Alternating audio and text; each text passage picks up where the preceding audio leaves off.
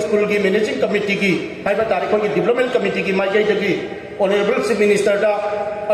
education विभाग की तामो राजेंद्र मेमोरेंडम कॉपी लोना पीग्रे पीबीब memorandum honourable chief minister education minister थमजनी फंक्शन मेमोरेंडम पीबने अदोम तराई लौबीगनी खनबीगनो थमजरी अखोना पंजरी नहान स्कूल संगान चुम सेम सारपद एजुकेशन की विभाग को तामो राजेन इबानी तोयन लापद मानन रंग तब काना तब हाँ की मॉडल बिल्डिंग से हंक लाकदब रुसा की SSS की प्रोग्राम से हापकान साबी अदोम ऑनरेबल मिनिस्टर का तानू लेर मधक्द खुंगम की मनु है ग्राम पंचायत पुलपना वोटर लिंग 18 मुनी पॉपुलेशन मी लिंग 30 की मधक् लेबनी ग्राम पंचायत की जगह से नंबोल बाजार की म्यूनिसिपालिटी सिंग्रे ग्राम पंचायत की पॉपुलेशन लिंग 19 वोटर लिंग 18 सेंटर से लेंपोपम पब्लिक हाई स्कूल गवर्नमेंट की पब्लिक हाई स्कूल सेंटर होनी अथुब नत्रसु हायर सेकेंडरी की थाक ओलकदबना मरम ओरकांदा हानगी मॉडल बिल्डिंग G+2 फाव सानबगीदमक्ता honourable chief minister education minister memorandum submit तौजबनी स्कूल छात्र से मैम लेरबदी 2017 फाउदी छात्र से सुनतगी 19 खक हाई स्कूल से ओजाना सुनतगी 3 खक लेब मरम हाँ पुबीरब ओजा मैम सजेशन पीबीरप aduga laikai gi ahla mal singasu high school si ma gi batare na suggestion kaya pibi re kodagidi ai isamak yauna ai khoi gi local body leiba club ina harol sing aduga jila parishad gi leiba ai gi inau jitel gram panchayat gi leiba ai gi inau sidai da paksao sina singba member leiba mayam se mathang mathang ai khoi gi member mayam tanara kanda club ina harol madu gi mamai thanda ai khoi gi ima ibel yauna punna ai khoi meeting ge to ka school che phaglan da ba yadi hai gi wakhal londa ai khoi yumthong gi chatla kanda ai khoi gi school sida tambiuna du mai tabuna ai khoi sahi ama hena organize tawraba matungda ngasi da hala chhatra kumda tere lairingai gi matam da sumna ki oja tare khak leiram badu ai gi lema kokpam sigi hai ba tare sigi lai su hoiraba adugum laba ai gi inaw sing oja tara mari ai khoi ne engage tawr kana sida ai khoi na photo theli bachini maru oina oja sing asi train leiraba aduga ai khoi ni lamdam masigi tuition ama tawada yamna marking thana mama mapa na masak khami ba adugum oja ngatani aduna maram morikanda guardian sing nachu sigumba school sida tamanjan ki wakhalom da tawbirakna hana chawma ga kharana lamdu ngasi di chhatra chawma ga ai khoi marphu sima yaughre aduna maru oina hojek khida ai khoi na private school na tawri basi rang bang khada phajana taiba adudai da ai khoi si ithak da irang da adom lom da chatba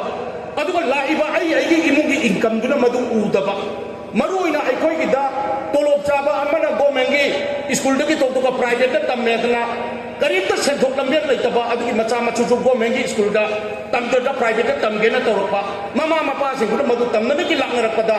aha ko di school la du admission da je free da to lakanda phi je lokna sum tam halakasi parikha maya yo chala ka ne ma gi phi thi dok tragadi parikha thaba ya roi ba adugum batanda do lakha matam da di aina kendra si ki mihulama oiru banina isa sing ko phi thi da di parikha thaba ya re na ai ko gi da leiba nabol kendra gi hai bitare phul kumthra ko humdoi sida ki loina lakra so ayam bana phi thi dok tragadi parikha thaba ya roi da tor padu da gi di aina angam ba khara pira ko so madu kayam koina ina pi bang amuni aduna di hojik kitadi ai koi gida education department da leirak liba oja sing do train leira ba ngatani ngasi da private school da leira ba oja sing gida ai koi gi education gi government department da leira oja sing gida gi ai koi na moni hen banati maruina ai koi gi government gi da leira oja sing de train leira oja sing na madu da ai koi gi committee na amuk ta hen yeng chan lagadi ai koi na school che choi na phagalan da ngamata ngatana ai koi gi senmil lon da ai koi gi economy da hana thama da ai koi gi imong amada wana maruina ai koi gi isi jal sing ni nipa gai di madom na kaya changde isi jal sing di masa ni thagi phi thi na bo na buta ahin chupa phi char ka na torpa kaya thengaramba adu ma kuna ma donga si di school sina ai koi gi laibak phabade hai tare ngasi da chief minister oi biri ba ai gi tamo birena manipur gi chief minister oi patagi di ai koi ihalan bagi khongthang oina ai koi gi manipur da kendra hukumat da school phagalan sida amamam lokhat pi bada ai koi gi ju adu maina leira ba matung chhatre ja ma matung da di adu ma school phagalan je da ai gi tamo sidai honorable chief minister su sigumba du gi makha da le pokpam nambol kendra gi oina le pokpam public high school je yaw dana ngasi gi ai koi gi da mother building han gi do lokthok anda ka tare sabi ba adagi mo teacher quarter kana ka ahum mari torpadu ai koi na director duga matam madu gi director koi gi inau kiran ga talar kana masidai da koi gi dati oja sing ji quarter da lai gi mathau ta de adu nadi thariba punama asida guardian sing soidra makki ubira magani aduna mathang tarapada so ai koi gi honorable chief minister aduga education gi bibak pu riba ai gi tamo rajena su school la sida akan ba miyang changbi dana matam gi oina waliba oja sing aduga furniture gi building gi madu punama kudi tawbira kani hai gi asha da madu thamjaba ga loina na ai koi matam khuding makka ai koi gi guardian sing na su sidai da ai koi gi da hana tamna tamme tamau da sing su ai gi imung gi senthok gi yenga kanda sidai da private school ne hena phaban natte sidai da chhatra du mu thawa yaura gadi hane am afaba private school da tamudra ka su government school da dum phagani chhatra du thawa yaura gadi hane am phaba joseph da aduga detail phra da phana salaga su sidai da chhatra du khona ningra gadi madu afaba law ai do banina ai koi gi lamdam sigidi senmin lon da su economy da su khara chhota ba lamdam backward oi banina sigumba ai koi gi government gi mission lama gi makha da yauraba school phagalan si haine su laiba siguma high school sida ai koi mai ge sigi lamdam na sigi koi gi gram panchayat lai biri ba amasung municipality jaga da lai biri ba ai koi gi mama mapa sing na school ka thabira u kai ba wa pham che thamjaba ga loina na ai koi gi school sigi awala pa khudi ma gi honorable chief minister ai gi tamo bire aduga ai koi gi tamo rajena koi gi akan ba miyang chanbira kane haina ningi aduna aina khajitang mate matang aina kolhau de yadna kolhau dimni sidai da ai khoi ngasi gi school phagalan che china sarbe school je sanga bada ai khoi gi kendra da ngang nei lamdam china bu sim minister lakpiyo ya gadra na sidai da lokena hai da bu sidai da sim minister lakpiyo ya gadra la oi la ni ka che mayam ma ge na ba aina su mayam da tum thamja bani ai khoi gi honorable sim minister matam ma da ai khoi gi congress da ai khoi gi sarkar chi ai khoi puminga ra ba adu ma misak ni adu rai gi sti matam matam gi ahong ba tu ma nai aduna kana khangi ngamna ri bai khoi puna mak se haye hojik ka pula phami bachi ईश्वर की कई मम लापदा हयम जो फमोय को हाइनाय लेबा कोनते राय की city ngasi ama hayeng ama adu lakpanina hauji hauji ki oina di ai ko leba ba ji sathon puri bachna thoidok ke dongna ai gi nungsi bagi adu da gi da ai ko honorable chief minister ma phamasta lakpanate maruina education ge mission la moina leba school thagalan je ba mission je masima mai pa te ya de ba hai bagi wakhalon da ngasi da di dola doli thidna honorable chief minister ma phamasta lakpani aduna ai ko awala pa kudima ai ko memorandum da thamjari ba chingdo honorable chief minister ai gi tamo bire adu education gi bibak wi ba ai gi tamo rajena ai ko gi akan ba adu ma toba ai ko mi ma to thambigani hai ko wa pham phudak thar se thamjarga puna ma ko ai na amuk kan na thaka jarga wa ngam je sai sum tension jake thank you lokatpa adugumba mission magi makada laima popam government party high school adugumba school phagalan ji mission da namon kendra gi oina yaukhiba school asigi ngasi asigumba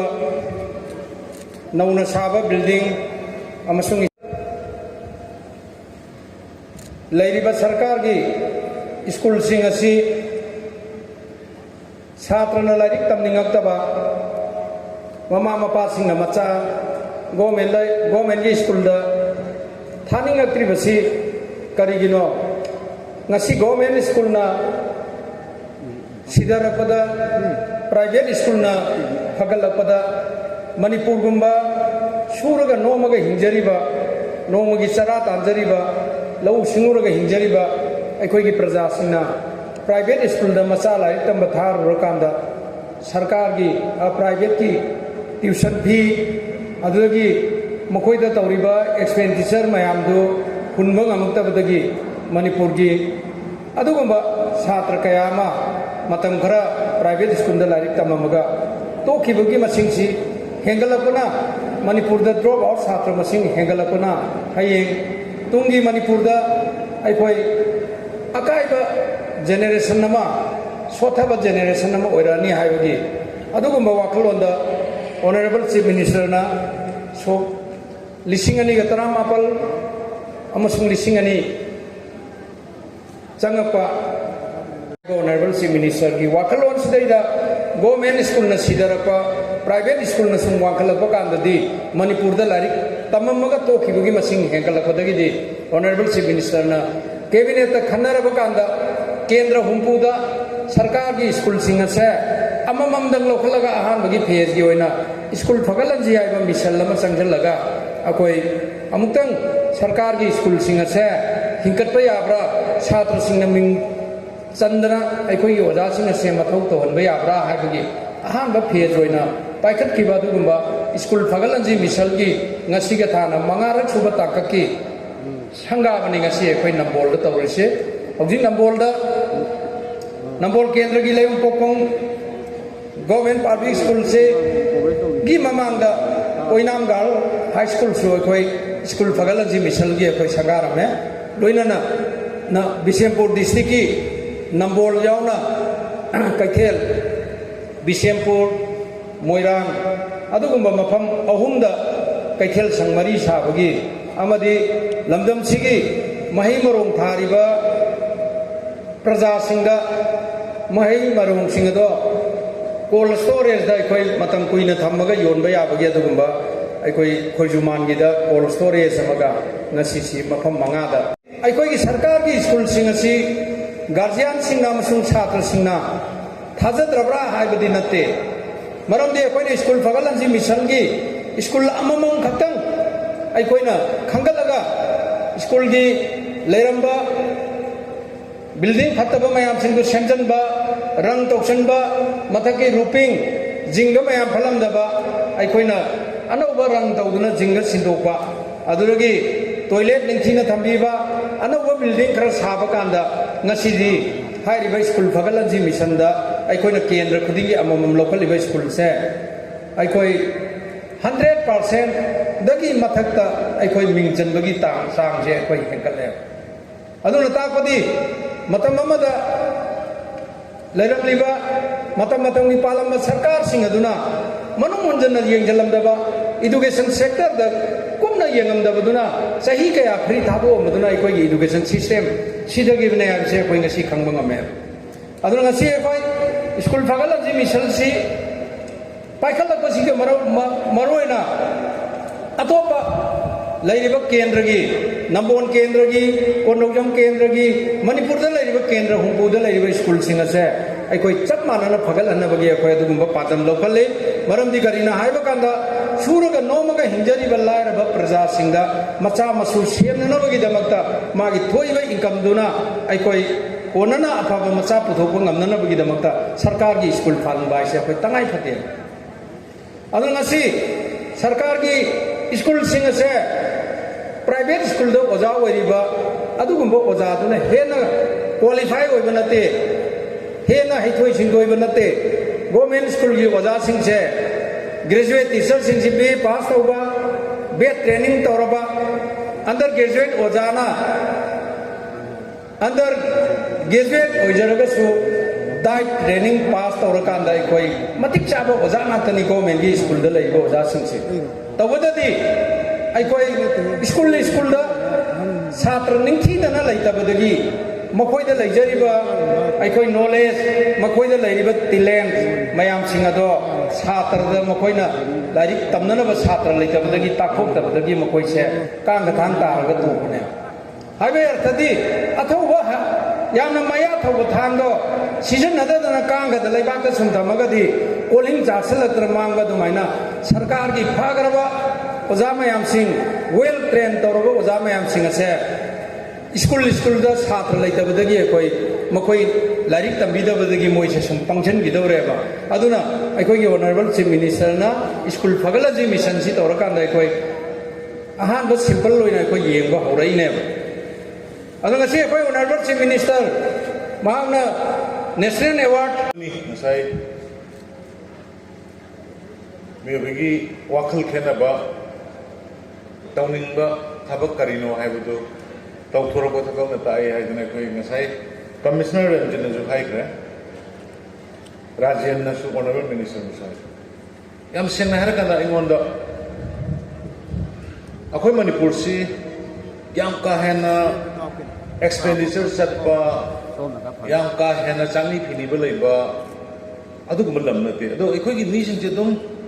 लाइरगा दुम लैबदो नाइंगोंदा दुम उबा नुंगाइबा याबे नुंगाइबा खरना दुम नुंगाइबा तैसना दुम लाइरबदोंना दुम Lyra लैबा हाइदारे करिगिनोना आई सोमि तोमदा खंजरपने कुइराइ खलैसे सही मंगा तरा मानगे दुम खलगरा मसिदा अखोइ दुम लाइरबा कांगुम लाइरा रेसिकी फैक्टर अमनि खबे आइना सुम थेंनबदो नंबर 1 लाइरबा इमुंगसिंग सिगी इमुंगसिंगदा करिगुंबा मतम अमदा नातै जादबा लाइना अमनारकबा मतम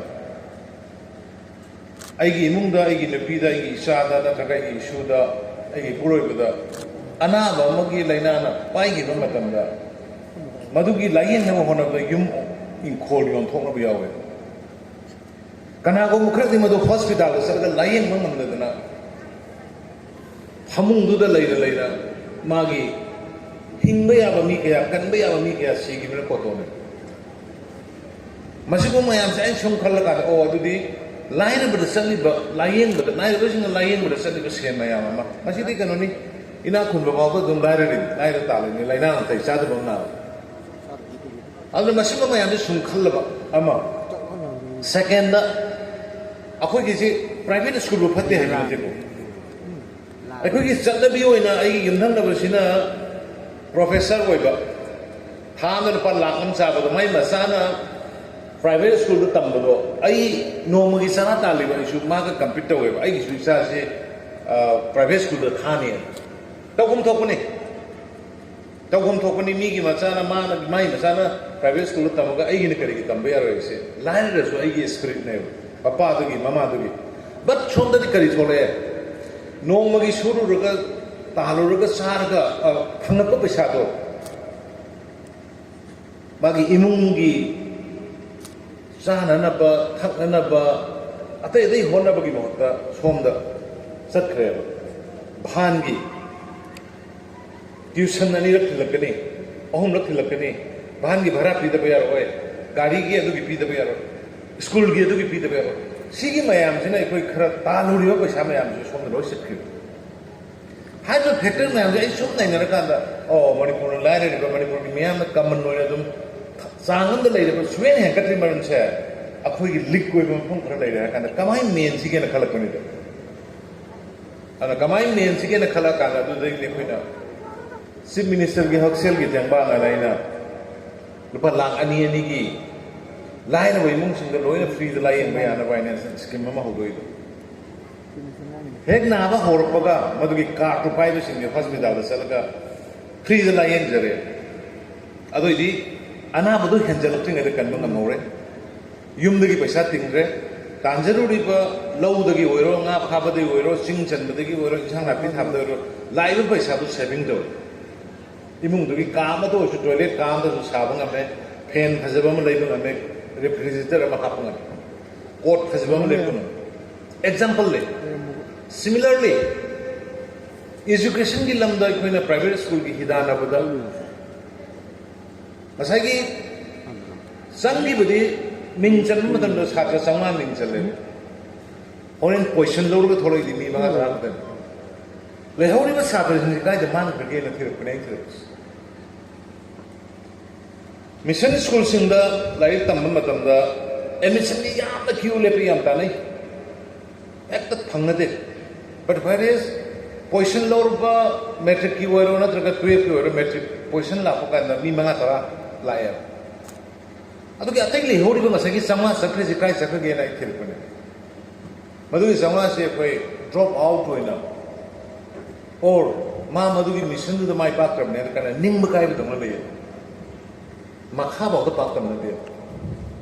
अदुदगी ने दुना दुदी प्राइवेट स्कूल द तंबा याबा सिदा ngambagi na tamsuno private school की मदुगी फी हुनबा ngamba मदुगी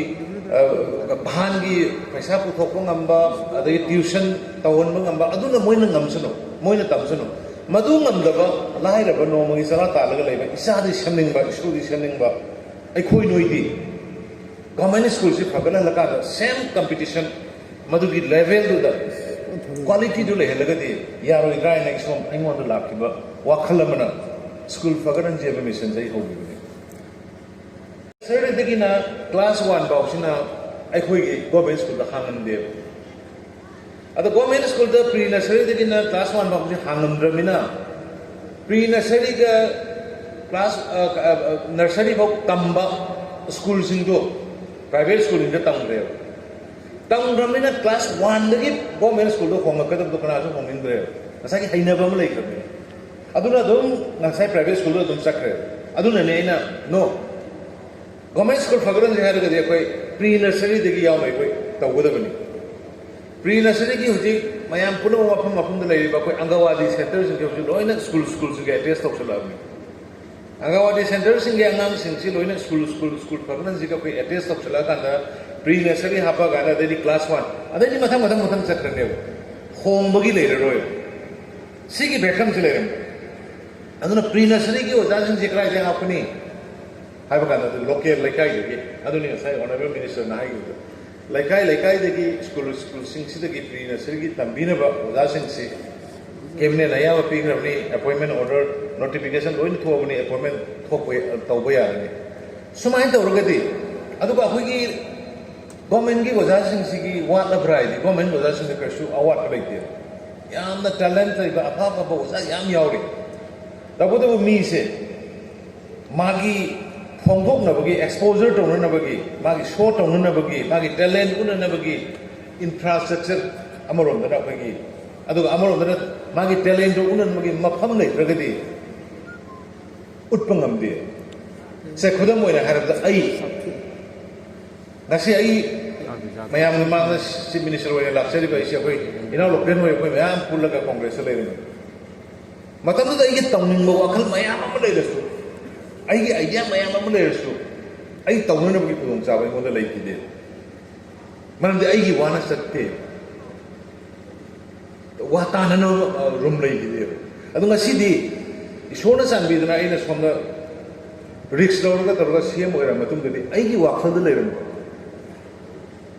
ꯆꯤꯡ ꯇꯝ ꯄꯨꯟꯁꯤꯟꯅꯕꯁꯤ ꯀꯃꯥꯏꯅ ꯄꯨꯟꯁꯤꯟꯒꯗꯒꯦꯁꯦ ꯑꯩ ꯋꯥꯈꯜꯗ ꯂꯩ ꯍꯧꯖꯤꯛ ꯄꯨꯟꯁꯤꯟꯕ ꯉꯝꯃꯛꯏꯁꯤꯅꯤ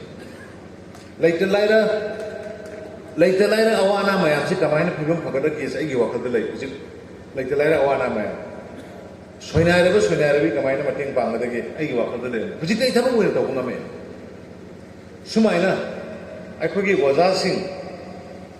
ꯒꯣꯔꯃꯦꯟꯒꯤ ꯁ꯭ꯀꯨꯜꯗ ꯂꯩꯔꯤꯕꯁꯤꯡꯁꯤꯒꯤ ꯃꯣꯏꯒꯤ ꯇꯦꯂꯦꯟꯠ ꯎꯠꯅꯅꯕꯒꯤ ꯈꯨꯗꯣꯡꯆꯥꯕꯁꯦ ꯑꯩꯈꯣꯏꯅ ꯄꯤꯔꯝꯗꯕꯅꯤ ꯑꯗꯨꯅ ꯍꯧꯖꯤꯛꯇꯤ ꯌꯦꯡꯕꯤꯌꯨ ꯄꯥꯁ ꯇꯧꯕꯒꯤ ꯆꯥꯡ ꯒꯣꯔꯃꯦꯟ ꯁ꯭ꯀꯨꯜ 2017ꯒꯤ ꯃꯇꯨꯡꯗ ꯀꯌꯥꯝ ꯍꯦꯟꯒꯠꯂꯒꯦ ꯌꯦꯡꯕꯤꯌꯨ ꯄꯣꯖꯤꯁꯟ ꯍꯣꯜꯗꯔ ꯌꯥꯎꯔꯕ ꯑꯗꯨꯅ ꯃꯦꯇ꯭ꯔꯤꯛꯇ 12 ꯀ꯭ꯂꯥꯁꯇ ꯄꯣꯖꯤꯁꯟ ꯍꯣꯜꯗꯔ ꯂꯧꯕꯁꯤꯅ ꯑꯩꯈꯣꯏ ꯂꯨꯄꯥ ꯂꯥꯛ 5 ꯇꯣꯞ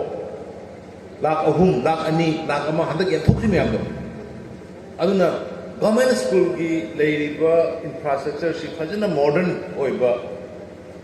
ꯁ꯭ꯇꯥꯏꯜꯗ ꯁꯦꯝꯒꯠꯂꯒ ꯍꯣꯏ ꯑꯩꯈꯣꯏꯕꯨꯗꯤ ꯑꯁꯤꯒꯤ ꯐꯥꯟꯒꯁꯤ ꯎꯕꯗ ꯑꯩꯈꯣꯏꯗ ꯀꯜꯂꯛꯄ ꯄꯣꯛꯏ ꯍꯥꯏꯗꯤ ꯑꯩꯈꯣꯏꯒꯤ ꯃꯇꯝꯗꯨꯗ ꯕꯣꯔꯥ ꯌꯦꯞꯄꯒ ꯇꯧꯔꯒ ꯑꯩꯈꯣꯏ LP ꯀꯥꯔꯛꯑꯦ LP ꯁ꯭ꯀꯨꯜꯒꯤꯁꯤ ꯑꯩꯈꯣꯏ ꯕꯣꯔꯥ ꯌꯦꯞꯄ ꯀꯥꯔꯛꯑꯦꯕ ꯑꯗꯨꯅ ꯏꯆꯥꯁꯤꯡ ꯏꯅꯥꯎꯁꯤꯡꯁꯦ ꯁꯨꯃꯥꯏꯅ ꯃꯣꯏꯒꯤ ꯂꯥꯏꯐꯁꯤ ꯀ꯭ꯋꯥꯂꯤꯇꯤ ꯑꯃ ꯃꯦꯟꯇꯦꯟ ꯇꯧꯔꯒ ꯒ꯭ꯔꯣꯠ ꯇꯧꯅꯅꯕꯒꯤ ꯑꯗꯨꯒꯤ ꯄꯣꯠꯇꯨꯅꯦ ꯑꯩꯈꯣꯏꯅ ꯀ꯭रिꯌꯦꯠ ꯇꯧꯖꯔꯤꯁꯦ ꯑꯩꯈꯣꯏꯅ ꯍꯣꯠꯅꯖꯔꯤꯁꯦ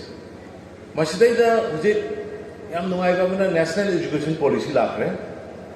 ꯅꯦꯁꯅꯦꯜ ꯏꯖꯨꯀꯦꯁꯟ ꯄꯣꯂꯤꯁꯤ ꯂꯥꯛꯏꯕ ꯄꯣꯠꯁꯤꯒ ꯑꯩꯈꯣꯏ ꯍꯧꯖꯤꯛ ꯀꯩꯅꯣ ꯍꯧꯗꯣꯔꯦ ꯁꯦꯃꯤꯅꯥꯔ ꯍꯧꯗꯣꯔꯦ ꯃꯁꯤꯗꯩꯗ ꯀꯔꯤ ꯌꯥꯝꯅ ꯃꯨꯟꯅ ꯈꯟꯅꯔ ꯃꯇꯨꯡꯗ ꯅꯔꯦꯟꯗ꯭ꯔ ꯃꯣꯗꯤꯖꯤꯒꯤ ꯃꯥꯒꯤ ꯐꯣꯀꯁꯁꯦ ꯑꯩꯈꯣꯏ ꯄ꯭ꯔꯥꯏꯝ ꯃꯤꯅꯤꯁꯇꯔ ꯅꯔꯦꯟꯗ꯭ꯔ ꯃꯣꯗꯤꯁꯤꯡꯁꯤ ꯃꯥꯁꯤ ꯂꯥꯏꯄꯣꯛꯅꯤ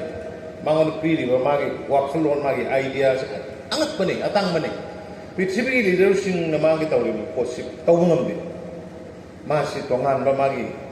ꯄꯤꯊꯣꯔꯛꯄ ꯄꯣꯠ ꯑꯃ ꯃꯉꯣꯟꯗ ꯌꯥꯎꯏ ꯑꯗꯨꯅ ꯃꯥꯅ ꯍꯦꯜꯊꯀꯤ ꯁ꯭ꯀꯤꯝ ꯌꯦꯡꯉꯣ ꯉꯁꯥꯏ ꯍꯥꯏꯈꯤꯕꯗꯣ ꯑꯩꯈꯣꯏꯅ ꯁꯤꯗꯩꯗ ꯁ꯭ꯇꯦꯠꯀꯤ ꯄꯩꯁꯥ ꯂꯩꯇꯕꯅ ꯂꯥꯛ 2 ꯇꯧꯕꯅꯤ ꯑꯗꯣ ꯃꯥꯅ ꯑꯣꯜ ꯏꯟꯗꯤꯌꯥꯒꯤ ꯑꯣꯏꯅ ꯑꯌꯨꯁꯃꯥꯟ ꯚꯥꯔꯠꯀꯤ ꯃꯈꯥꯗ ꯂꯨꯄꯥ ꯂꯥꯛ 5 ꯁ꯭ꯀꯤꯝ ꯄꯤꯔꯀꯥꯟꯗ ꯁꯣꯁꯤꯌꯣ ꯏꯀꯣꯅꯣꯃꯤꯛ ꯑꯦꯟ ꯀꯥꯁ ꯁꯦꯟꯁꯁꯀꯤ ꯃꯅꯨꯡꯗ ꯌꯥꯎꯕ ꯂꯤꯁ ꯌꯥꯎꯕꯁꯤꯡꯗꯣ ꯂꯣꯏꯅ ꯂꯥꯛ 5 ꯐ꯭ꯔꯤꯗ ꯂꯥꯏꯌꯦꯡꯕ ꯄꯤ ꯁꯤꯒꯤ ꯑꯦꯗꯚꯥꯟꯇꯦꯖꯁꯤ ꯃꯔꯝꯗꯤ ꯄ꯭ꯔꯖꯥ ꯅꯨꯡꯉꯥꯏꯍꯟꯗꯕ ꯌꯥꯗꯦꯕ ꯑꯗꯨꯒꯤ ꯋꯥꯈꯜꯂꯣꯟꯗꯨꯅꯤ ꯑꯗꯨꯅ ꯑꯩꯅ ꯃꯌꯥꯝꯗ ꯍꯥꯏꯖꯅꯤꯡꯉꯤꯁꯤ ꯁꯤ ꯑꯍꯧꯕꯅꯤ ꯀꯦꯟꯗ꯭ꯔ ꯑꯃꯃꯝꯒꯤ ꯁ꯭ꯀꯨꯜ ꯑꯃꯃꯝꯈꯛ ꯂꯧꯈꯠꯄꯅꯤ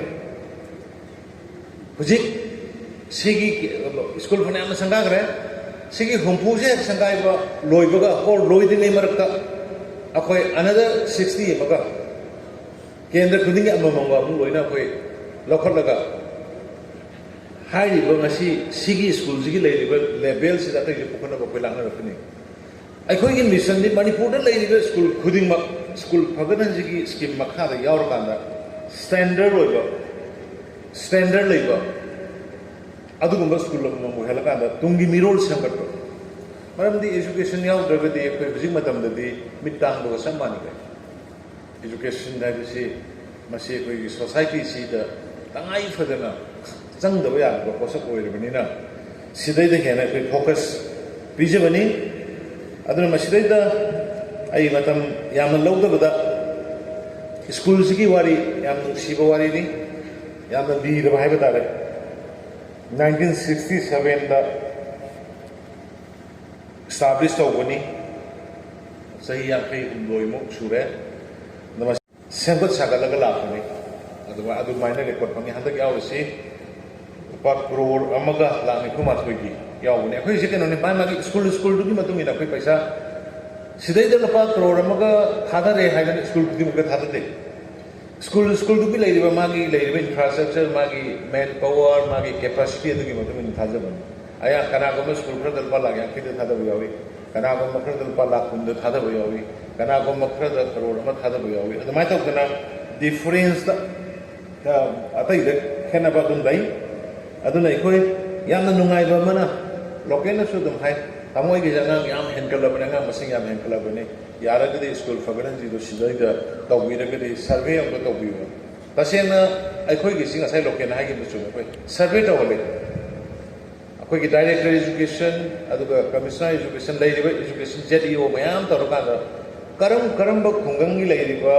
ꯁ꯭ꯀꯨꯜꯁꯤꯡ ꯒꯣꯔꯃꯦꯟꯒꯤ ꯁ꯭ꯀꯨꯜꯁꯤꯡꯁꯦ ꯁꯥꯇ꯭ꯔ ꯀꯌꯥꯝ ꯌꯥꯝꯅ ꯂꯩꯒꯦ ꯇꯝꯗꯒꯦ ꯑꯗꯨꯒ ꯃꯁꯤꯒꯤ ꯁ꯭ꯀꯨꯜ ꯐꯒꯠꯍꯟꯖꯦꯕ ꯃꯤꯁꯟꯁꯦ ꯃꯗ ꯊꯝꯕꯗ ꯃꯥꯏ ꯄꯥꯛꯀꯗ꯭ꯔꯥ ꯄꯥꯛꯑꯣꯏꯗ꯭ꯔꯥꯁꯦ ꯑꯩꯈꯣꯏ ꯍꯥꯟꯅ ꯂꯣꯏꯅ ꯁꯔꯚꯦ ꯇꯧꯔꯒ ꯃꯗꯨꯒꯤ ꯗꯥꯇꯥꯗꯨꯒꯤ ꯃꯇꯨꯡ ꯏꯟꯅ ꯑꯩꯈꯣꯏ ꯄꯤꯔꯛꯄꯅꯤ ꯀꯅꯥꯒꯨꯝꯕ ꯈꯔꯗ ꯕꯦꯁ ꯇꯧꯔꯒ ꯃꯥꯅ ꯍꯥꯏꯔꯦ ꯑꯗꯨꯅ ꯍꯥꯏꯔꯦꯅ ꯑꯩꯈꯣꯏ ꯄꯤꯕ ꯅꯠꯇꯦ ꯗꯥꯇꯥꯗ ꯕꯦꯁ ꯇꯧꯔꯒ ꯄꯤꯕꯅꯤ ꯑꯗꯨꯅ ꯁꯤꯗꯤ ꯌꯥꯝꯅ ꯇ꯭ꯔꯥꯟꯁꯄꯔꯦꯟꯠꯅꯤ ꯏꯖꯨꯀꯦꯁꯟꯗ ꯑꯗꯒꯤ ꯅꯨꯡꯁꯤꯠ ꯁꯣꯔ ꯍꯣꯟꯕꯗ ꯏꯁꯤꯡ ꯊꯛꯄꯗ ꯅꯪ BJPꯒꯤꯅꯤ ꯅꯪ ꯀꯪꯒ꯭ꯔꯦꯁꯀꯤꯅꯤ ꯊꯛꯀꯅꯨꯒ ꯌꯥꯄꯣꯟꯗꯦ ꯅꯨꯡꯁꯤꯠꯁꯤꯕꯨ ꯅꯣꯏ ꯀꯪꯒ꯭ꯔꯦꯁꯀꯤꯅꯤ ꯊꯛꯀꯅꯨ ꯅꯣꯏ BJPꯒꯤꯅꯤ ꯊꯛꯀꯅꯨ ꯌꯥꯄꯣꯟꯗꯦꯕ ꯏꯖꯨꯀꯦꯁꯟꯁꯦ ꯑꯗꯨꯝꯕꯅꯤ ꯑꯩꯈꯣꯏꯒꯤ ꯍꯤꯡꯕꯗ ꯆꯪꯗꯕ ꯌꯥꯗꯕ ꯄꯣꯠ ꯑꯃ ꯑꯣꯏꯕꯅꯤꯅ ꯁꯤꯗꯩꯗ ꯄꯣꯂꯤꯇꯤꯛꯁ ꯂꯩꯇꯦ ꯑꯩꯈꯣꯏ ꯃꯤꯑꯣꯏꯕ ꯐꯍꯟꯕ ꯏꯆꯥ ꯏꯁꯨ ꯍꯧꯔꯛꯏꯕ ꯇꯨꯡꯒꯤ ꯃꯤꯔꯣꯜ ꯐꯍꯟꯕ ꯐꯅꯅꯕ ꯍꯣꯠꯅꯕ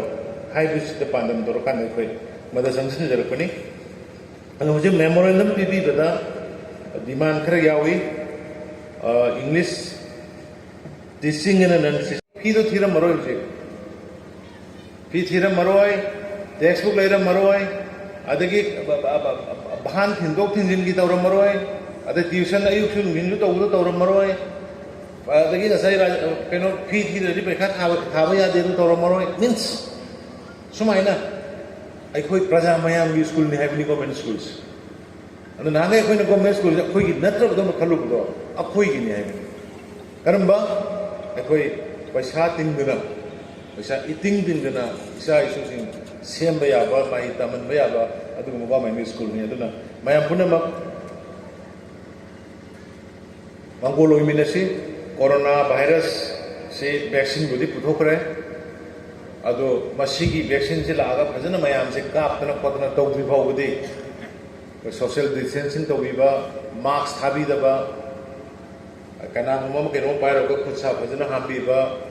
ꯃꯁꯤꯒꯤ ꯍꯥꯏꯔꯤꯕ ꯈꯔꯁꯦ ꯃꯁꯤꯗꯤ ꯃꯇꯝ ꯈꯤꯇꯪ ꯆꯠꯊꯕꯤꯀꯣ ꯏꯁꯣꯔꯒꯤ ꯀ꯭ꯔꯤꯄꯥꯗꯒꯤ ꯈꯔꯕꯨꯗꯤ ꯍꯟꯊꯔꯛꯑꯦ ꯃꯁꯤꯡ ꯍꯧꯖꯤꯛ ꯍꯥꯟꯅ 3,000 ꯇꯧꯔꯝꯕꯗꯣ ꯉꯔꯥꯡ ꯐꯥꯎꯕꯗ 1,100 ꯑꯗꯨꯋꯥꯏꯗ ꯍꯟꯊꯔꯛꯑꯦ ꯑꯗꯒꯤ ꯄꯣꯖꯤꯇꯤꯚ ꯑꯣꯏꯕ ꯃꯁꯤꯡꯁꯨ ꯍꯟꯊꯔꯛꯑꯦ ꯑꯗꯒꯤ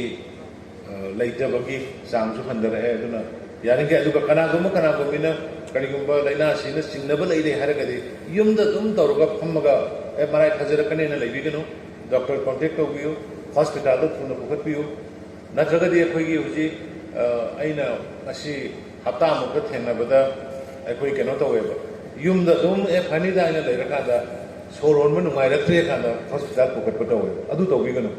ꯁꯣꯔ ꯍꯣꯟꯕ ꯅꯨꯡꯉꯥꯏꯇ꯭ꯔꯦ ꯍꯥꯏꯗ꯭ꯔꯤꯉꯩꯗ खितंग कोक्सी खितंग नुंगाइतब्रा लोकसी खितंग कुइने चिंगनैने हाइबे मतमदुदा हॉस्पिटल कंडक्ट तौबियो अना वाफम खरसे थमजरगा मयाम पुनमक इसासिंग स्कूल की छात्रसिंग छात्रीसिंग मयाम सुवारमनि साइदगी अखोइसु ngasi बिष्णुपुर एरिया दा असै राज्यना हाइग्रे मार्केट अहुमनि नंबोल की मार्केट हापे इमा मार्केट फजना अनोबो मॉडल अमदा सैंपल लगनी बिष्णुपुर की हापे मोइरांग की हापे अदुगा अखोइगी मना मसिंग पुथोकपसे पुमददनबा पत्था पुमदबा तौदनबा मदु थमदनबा कोल्ड स्टोरेज कोइ खोजुमादा अमा साननबगी यावी सुमाइना मथंग मथंग मथंग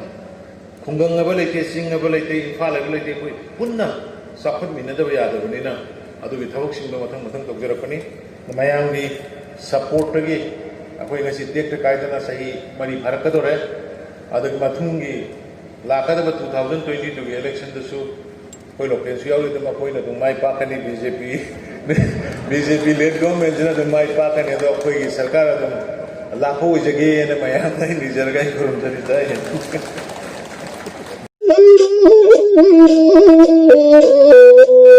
Oh